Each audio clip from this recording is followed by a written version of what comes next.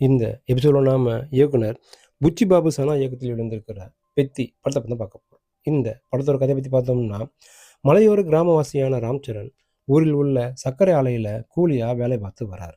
அவரது ஊரை சேர்ந்த மக்களுக்கு அங்கு சம்பளம் குறைவாகவே வழங்கப்படுது.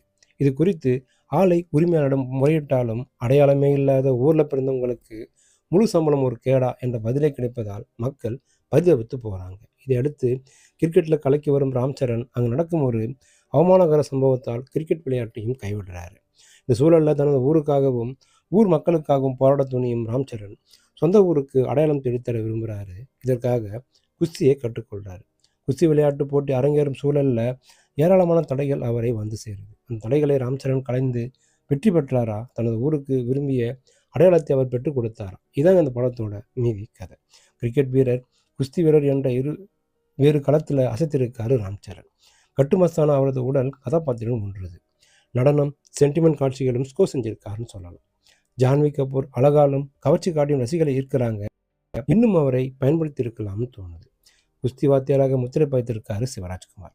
அவரது அனுபவ நடிப்பு கை கொடுத்திருக்கு. ஜெகபதி பாபு, திவ்யேந்து சர்மா, பொமன் இரானி என அனைவருமே அட்டகாசப்படுத்தியிருக்காங்க. ரஹ்மான் இசையில பாடல்கள் பரவசம், பின்னணி இசையும் பிரமாதம்னு சொல்லலாம். ரத்னவேலு ஒளிப்பது பலம் சேர்த்திருக்கு. பரபரப்பான திரைக்கதை பலம் சேர்க்குது. படத்தின் நீளத்தை குறைத்திருக்கலாம்னு தோணுது. நவீன இந்தியாவில் இன்றளவும் அடையாளம் பெறாத கிராமங்களில் அவல நிலையை விளையாட்டுகளின் பின்னணியில் கமர்ஷியலாக சொல்லி கவனம் வைத்திருக்கார் இயக்குனர். கிராமத்து மக்களுடான சென்டிமெண்ட் காட்சிகள் நெகிழ்ச்சி தருது.